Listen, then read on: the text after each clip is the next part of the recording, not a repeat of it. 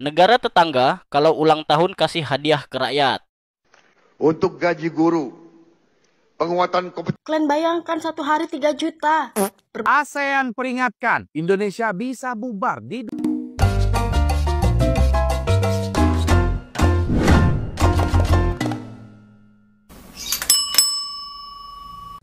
Assalamualaikum warahmatullahi wabarakatuh. Berjumpa kembali dengan Romlia Pratama. Teman-teman sahabatku semuanya, gimana kabar kalian? Mudah-mudahan kalian semuanya baik-baik saja beserta keluarganya di sana.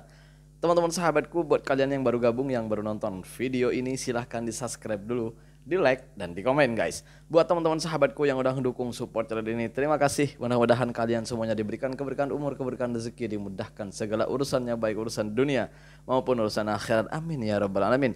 Teman-teman sahabatku, seperti biasa kita akan reaction beberapa video yang lagi viral guys. Seperti apa videonya? Ini dia guys. Negara tetangga guys. kalau ulang tahun kasih hadiah ke rakyat. Singapura bagi kupon 9 juta plus potong pajak 60%. Malaysia kasih duit tunai 100 ringgit ke 22 juta warganya. Kita tepat setelah HUT RI diumumin mulai 17 Agustus, semua uang keluar masuk rakyat bakal nyambung ke NIK dan dipantau pajak. Kata pemerintah, ini demi kebaikan bersama. Kata rakyat, lah kebaikan siapa dulu nih? Bedanya, di Singapura dan Malaysia, rakyat dikasih senyum sebelum dipotong pajak. Di sini rakyat dikasih pajak terus disuruh senyum. Sebenarnya bukan disuruh senyum sih, tapi dipaksa untuk tersenyum. Masyarakat kecil itu dipaksa untuk tersenyum. Padahal yang happy itu ya mereka-mereka yang ada di sana, yang ada duduk di pemerintahan sana. Coba bayangkan guys. Yang katanya kita itu kaya raya, yang katanya kita itu semuanya ada, tapi nyatanya mana? Sampai 80 tahun guys. Sekarang udah 80 tahun kita merdeka. Mana janji kemerdekaan kita? Bullshit guys. Nyatanya rakyat masih menderita. Banyak yang menderita. Banyak yang ada di jurang kemiskinan. Mana kekayaan kita? Kemana? Aduh.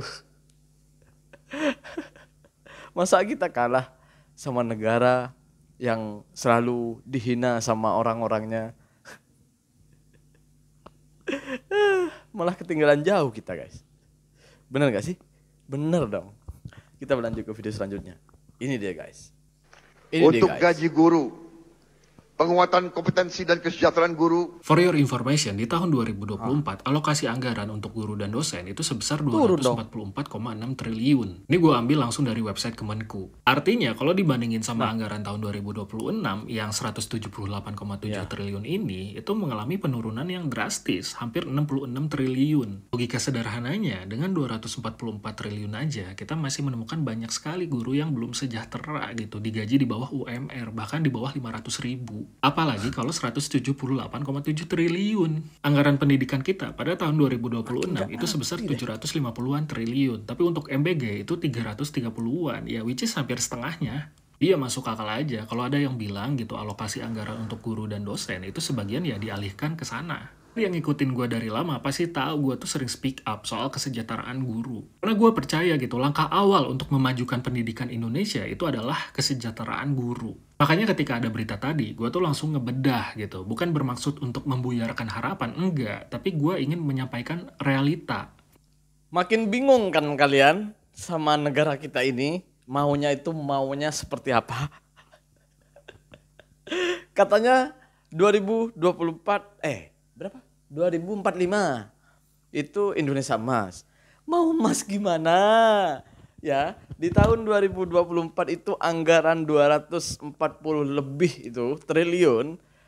Itu aja gaji guru di Indonesia itu ada yang 300 ribu atau setara dengan 80 ringgit uang Malaysia. Ada yang 500 ribu, ada yang 1 juta.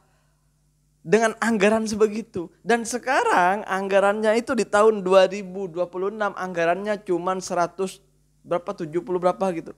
78 triliun. Bayangkan. makin turun guys. Aduh, aduh. Ini guru-guru katanya mau mensejahterakan guru, tapi kok malah anggarannya diturunkan. Gue makin gak paham nih sama logika negara ini. Aduh, ya Allah ya Rabbi. Dengan 240 triliun lebih itu gaji guru ada yang 300 guys. Apalagi di anggaran 178 ini. Bayangkan guys.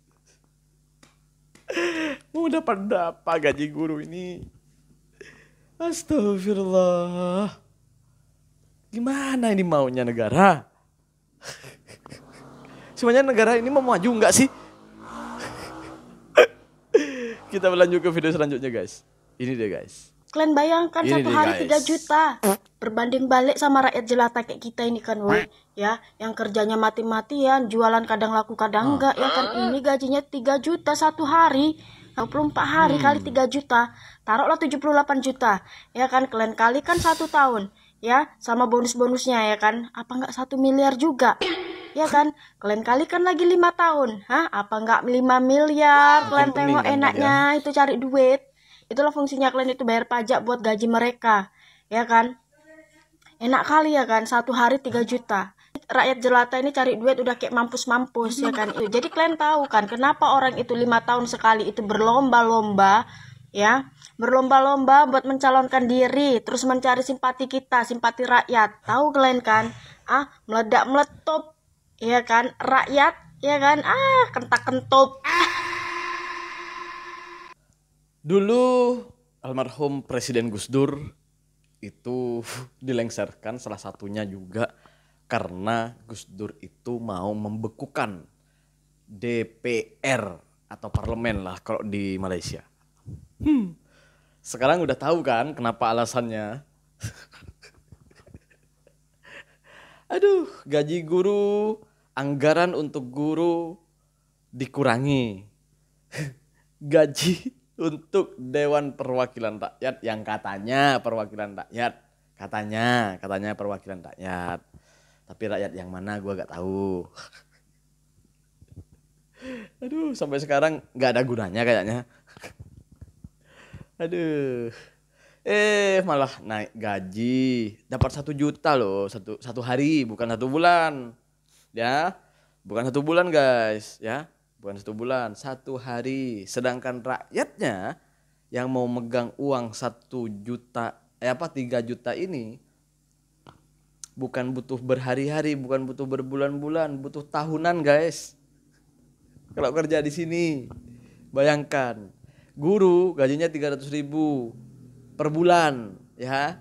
Sedangkan gaji DPR mau dinaikkan 3 juta 1 hari.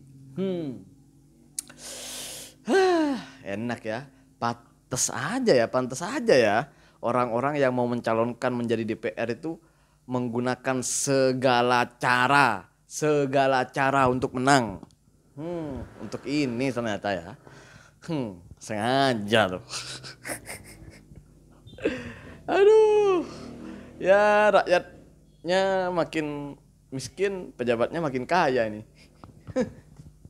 Sebegitunya negara kita ini. Kita berlanjut ke video selanjutnya guys. Ini deh guys. ASEAN Ini nih, peringatkan Indonesia bisa bubar di 2030 gara-gara utang.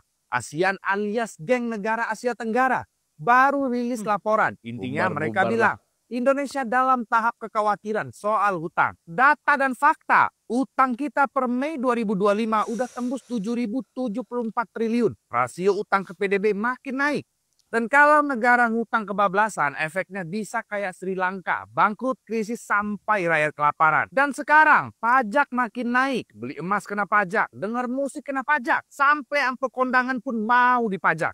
Besok-besok mungkin napas kita juga dipajak. Apa ini salah satu sebab pajak di Indonesia makin membengkak? Jadi bukan soal bubar atau enggak, tapi kalau manajemen keuangan negara amburadul, negara manapun akan hancur dan bubar. Kalian pernah nggak sih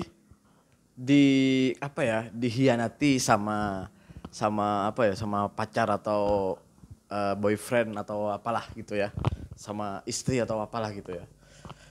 Ya, kalau rakyat Indonesia nggak usah diajarin ya. Rakyat Indonesia tuh nggak usah diajarin. Karena tiap hari, tiap detik itu udah dihianatin sama negaranya sendiri.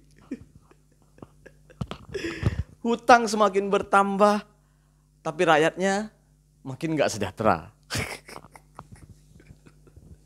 Pajak semakin naik, tapi rakyatnya makin miskin. Terus siapa dong yang kaya ini? Aduh, kekayaan alam di mana-mana tuh ditambah tambangnya, penemuan baru, tambang baru. Tambang semuanya dikeruk. Tapi kemana uangnya? Kok sampai sekarang guru belum sejahtera, masyarakatnya masih banyak yang miskin. Kemana uang kita sebenarnya? Kekayaan kita itu kemana? Aduh, pening gak lo? Pening. Gue juga pening. Ya udahlah ya, sampai di sini dulu. Assalamualaikum warahmatullahi wabarakatuh. Jangan lupa guys ya, tetap selawat.